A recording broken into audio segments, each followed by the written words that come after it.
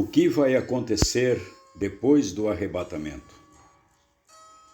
Bem, irmãos, esta é uma boa pergunta.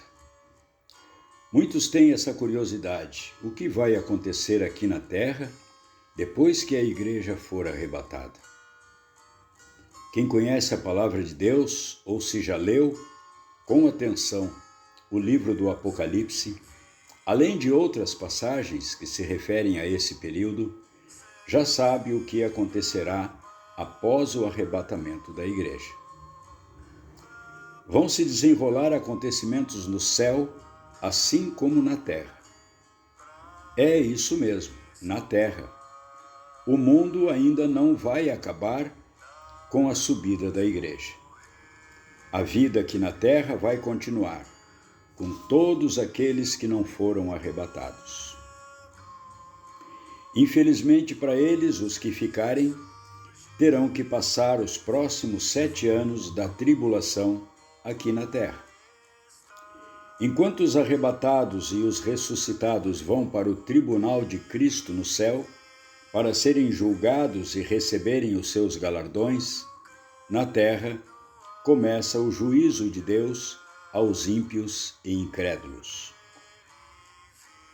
Lá em 2 Coríntios, capítulo 5, versículo 10, diz assim: porque todos devemos comparecer ante o tribunal de Cristo, para que cada um receba segundo o que tiver feito por meio do corpo, ou bem ou mal. Esse, irmãos, será o primeiro evento no céu após o arrebatamento. E aqui na terra? Inicialmente aqui na terra acontece o surgimento do anticristo, o primeiro cavaleiro do Apocalipse. Apocalipse capítulo 6, versículo 2 diz assim: e olhei, e eis um cavalo branco, e o que estava sentado sobre ele tinha um arco, e foi-lhe dado uma coroa, e saiu vitorioso para vencer. Esse cavaleiro, meus irmãos, não é outro senão o anticristo. Muitos interpretam esse cavaleiro como sendo o Senhor Jesus, porque ele vem montado num cavalo branco e saiu vitorioso e para vencer. Porém, vemos que ele é seguido pela guerra, pela fome, pela morte e pelo inferno. O primeiro cavaleiro que o segue vem num cavalo vermelho, que representa a guerra. O segundo vem montado num cavalo preto, que significa a fome. O terceiro está montando um cavalo amarelo, que representa a morte, que é seguida pelo inferno. Nunca poderia ser Jesus, pois o acompanhamento do Senhor é totalmente diferente, o oposto, que lá em Apocalipse, capítulo 19, vemos Jesus montado em um cavalo branco. Sim, um cavalo branco, mas com um acompanhamento totalmente diferente. Ele vem montado num cavalo branco e o seu nome é Fiel e Verdadeiro. E é seguido por quem?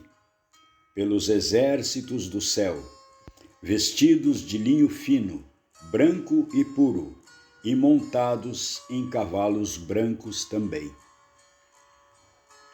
Esse vai ser o acompanhamento do Senhor Jesus quando ele voltar para julgar as nações e estabelecer o seu reino milenar aqui na terra.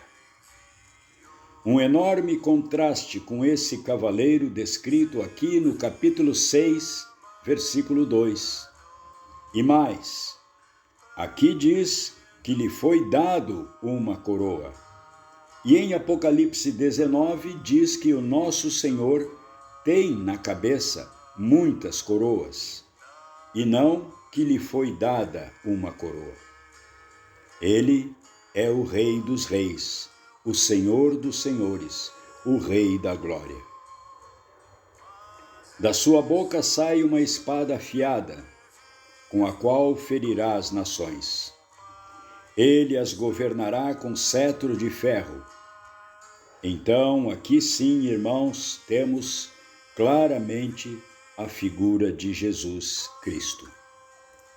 Lá no capítulo 6, temos uma figura completamente diferente. No capítulo 6, é ele, o anticristo, que está recebendo a ordem para vir. Mas por que ele ainda não veio? O que está detendo o anticristo para que ele possa se manifestar ao mundo?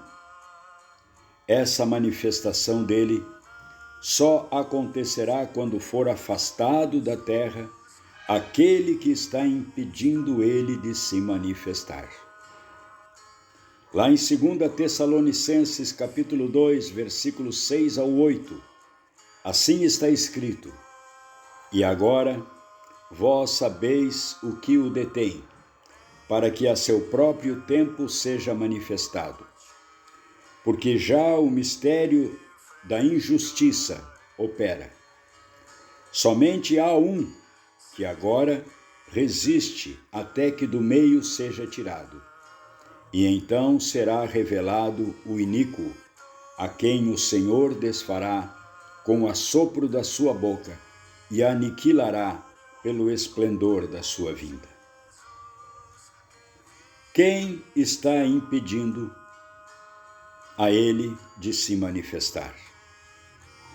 A maioria dos cristãos acredita que esse um seja o Espírito Santo. Quem mais poderia ser? Quem mais tem poder para deter Satanás? O Espírito Santo está nos corações de cada crente que compõe o corpo da igreja.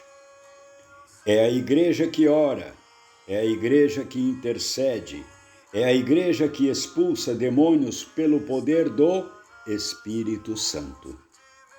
A igreja é o sal da terra, é a luz do mundo. As portas do inferno não prevalecerão contra a igreja. Nos filhos de Deus, o maligno não pode tocar. O Espírito Santo sairá da terra, raptando a igreja por ocasião do arrebatamento, para que o anticristo possa se manifestar. Na realidade, então, quem está impedindo a sua manifestação somos nós, os que fazemos parte do corpo de Cristo aqui na terra. Nós que temos o Espírito Santo dentro de nós. O que nós podemos pensar, então, irmãos? Se os acontecimentos do mundo apontam para a iminência da instauração da nova ordem, que terá um líder que será escolhido entre as nações, e esse líder será o governante do mundo, vai ser o anticristo. Então, o nosso rapto está muito próximo de acontecer, porque enquanto estivermos aqui, ele não pode se manifestar. A partir do arrebatamento da igreja, que ninguém sabe quando vai ocorrer, apenas sabemos que vai ocorrer muito em breve. Inicia-se então a 70ª semana profética com a manifestação do anticristo. Nas profecias, ele é a ponta pequena, lá de Daniel, capítulo 7, versículos 8 e 25. Capítulo 8, versículos 9, 12, 24 e 25.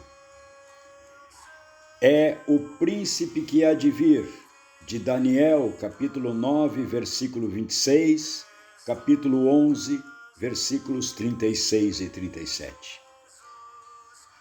No Novo Testamento, ele é o homem do pecado, o filho da perdição, de 2 Tessalonicenses capítulo 2, versículos 3 ao 10.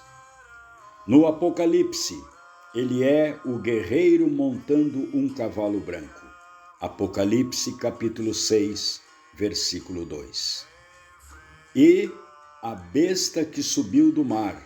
Apocalipse capítulo 3, versículos 1 ao 8.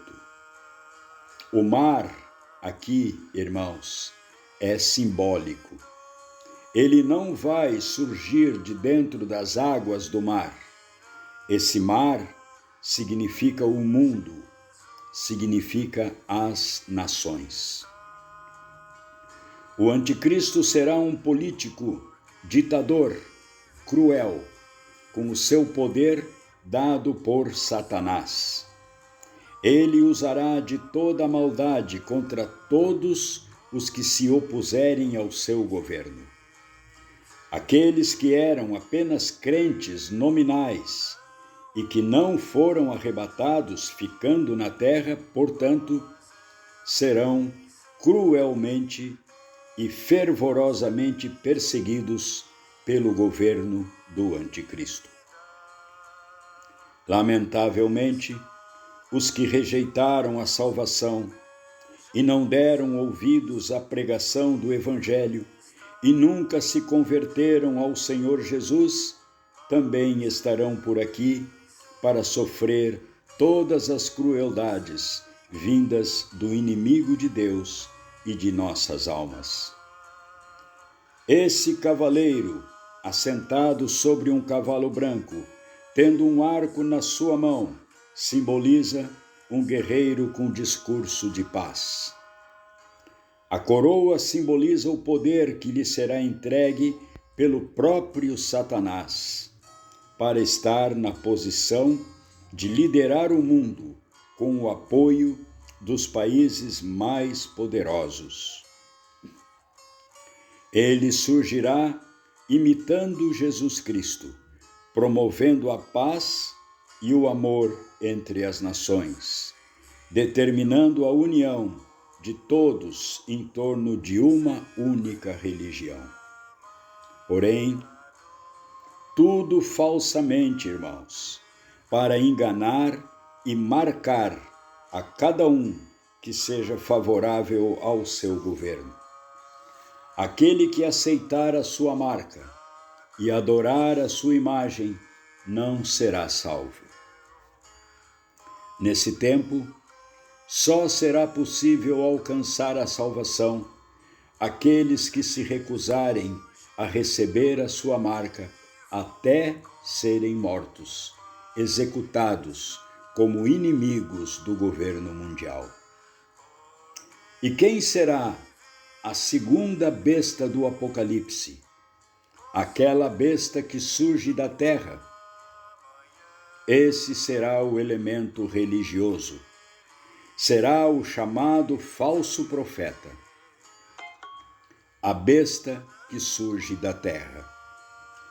Apocalipse capítulo 13, versículo 11, diz assim: Então vi outra besta, que saía da terra, com 2 chifres como cordeiro, mas que falava como dragão. Exercia toda a autoridade da primeira besta. O anticristo não vai estar sozinho. Ele vai estar associado a uma autoridade religiosa, mundialmente influente e poderosa, além das 10 nações poderosas que vão estar lhe dando todo o apoio. Ainda terá essa figura religiosa, com uma influência muito grande em todas as nações da terra. Muitos estudiosos e intérpretes do Apocalipse entendem que essa figura religiosa que surge da terra será oriunda do Império Romano restaurado, o que me faz pensar no líder religioso da Igreja Romana, mas não se sabe ao certo. Esse homem será responsável por grandes feitos. Ele vai exercer toda a autoridade da primeira besta. Vai fazer com que a terra e seus habitantes adorem a primeira besta. Vai realizar grandes sinais, até fazer descer fogo do céu. Ele vai enganar os habitantes da terra. Vai ordenar que se faça uma imagem em honra da besta. Foi-lhe dado poder para dar fôlego para a imagem, de modo que ela vai poder até falar. Vai fazer com que sejam mortos todos os que se recusarem a adorar a imagem.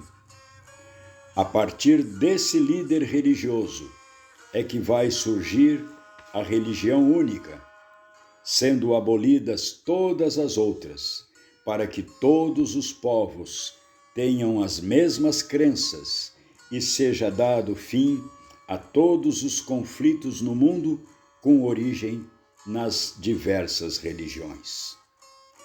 Todos terão que adorar um único Deus, e este será o Anticristo, o ditador mundial.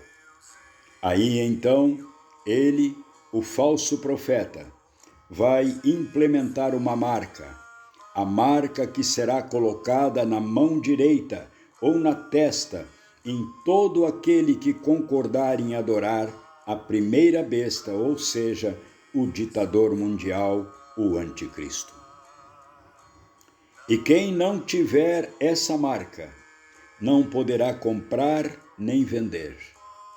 Vejam isso, irmãos, o grande poder que vai ter essa criatura, a segunda besta que vem da terra, o falso profeta. Ele é que vai implementar a marca da besta. Lá em Mateus, capítulo 7, versículo 15, diz assim: cuidado com os falsos profetas. Eles vêm até vós vestidos de peles de ovelhas, mas por dentro são lobos devoradores. O falso profeta vai erguer uma imagem do Anticristo e vai acontecer um milagre extraordinário.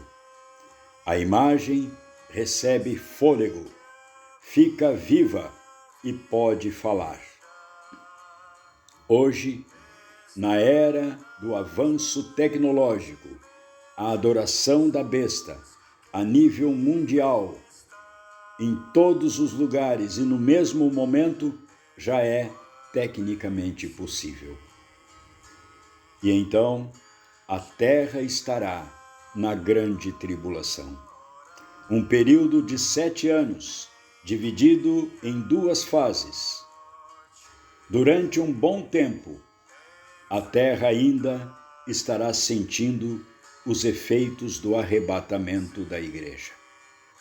Imaginem, irmãos, se é que podemos imaginar, depois do desaparecimento misterioso e inexplicável de milhões de pessoas ao redor do mundo, num mesmo instante, como estarão as pessoas que ficaram? As pessoas que conheciam e as que conviviam com aqueles que desapareceram. Quanto tempo vão demorar para assimilar isso? Muitas famílias vão perder o pai, a mãe, filhos, muitas empresas vão perder funcionários, veículos vão ficar sem os seus condutores em pleno deslocamento, aviões sem seus pilotos em pleno voo, muitos acidentes, muitas mortes, muito pavor vai se instalar entre a população do mundo inteiro. Caos, tristeza e colapso econômico afetarão a toda a humanidade. Os homens do mundo tentarão encontrar uma explicação lógica para esse acontecimento, que para eles vai ser um verdadeiro mistério. Não vão encontrar explicação que satisfaça a todas as especulações que serão levantadas. Apenas aqueles que já tinham o conhecimento das Escrituras e que ficaram por aqui é que vão saber o que foi que aconteceu. Eles eram crentes, frequentavam as suas igrejas, ouviam os pregadores falando sobre o arrebatamento, mas não acharam que aconteceria tão cedo e não se prepararam para esse momento. Então ficaram para trás. Mas agora eles veem que o pregador tinha razão. A pregação do Evangelho ficou com eles e com muitas outras pessoas, porque nós, os pregadores, pregamos a eles durante muito tempo. O Espírito Santo não vai mais estar aqui, mas eles poderão ainda se converter ao lembrarem da pregação que chegou até eles pelo poder do Espírito Santo quando o pregador pregou. É nesse momento, depois do arrebatamento, que entra em cena o Anticristo, que conseguirá unificar a terra em 10 reinos, estabelecendo também uma única moeda para todos os povos. O Anticristo trará paz e prosperidade para o mundo. Ganhará poder e confiança de todos os povos, sendo adorado e venerado entre as nações. Nesse período de falsa paz, o número da besta será difundido e colocado nas pessoas na mão direita ou em suas testas. E ninguém poderá comprar ou vender se não for portador dessa marca. Pelo sucesso e grandeza do seu reino, muitas pessoas aceitarão de bom grado a marca, o número da besta. E a preparação para isso, meus irmãos, para que isso aconteça, já está sendo ensaiada em vários lugares do mundo. Somente os que leram a palavra de Deus um dia saberão do que se trata, quando vier à tona. Pois haverão muitos crentes, infelizmente, que ficarão para trás no arrebatamento da igreja. Com o arrebatamento da igreja, começam todos os eventos descritos no livro do Apocalipse, com a abertura dos 7 selos, e o primeiro deles, os 4 cavaleiros do Apocalipse. Após 3 anos e meio de falsa paz, iniciará o segundo período da grande tribulação, que será quando o Anticristo cometerá blasfêmia no templo reerguido, o terceiro templo. Todo Israel se voltará contra o Anticristo e perceberão que ele não é o Messias e vão reconhecer Jesus Cristo como o Messias, a quem eles crucificaram há mais de 2000 anos atrás. Esse período será marcado por grandes catástrofes na terra. Pestes, mortandade, terremotos e estrelas caindo do céu. Grande horror está reservado para esses dias. A Bíblia fala das taças que serão derramadas, das trombetas e de grandes e horríveis dores a que serão submetidos os que estiverem na terra.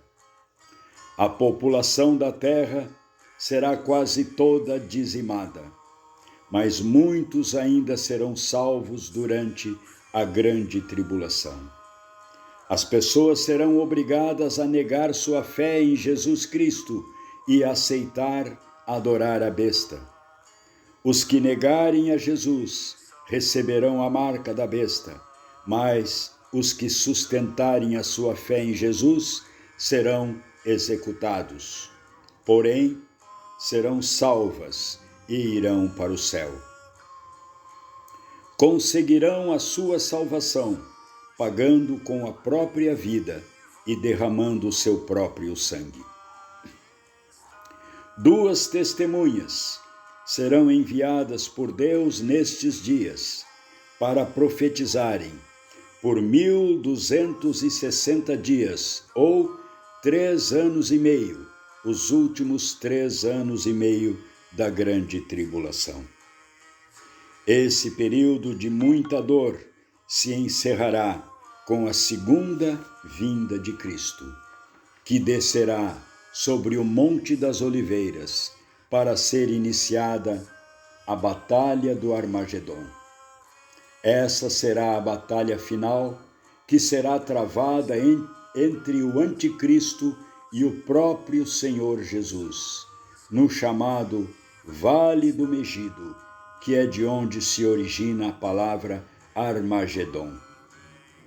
Na Batalha do Armagedon, finalmente, o reino do Anticristo será destruído. O Anticristo e o falso profeta serão lançados vivos no lago de fogo, que arde com enxofre, e nunca mais sairão de lá.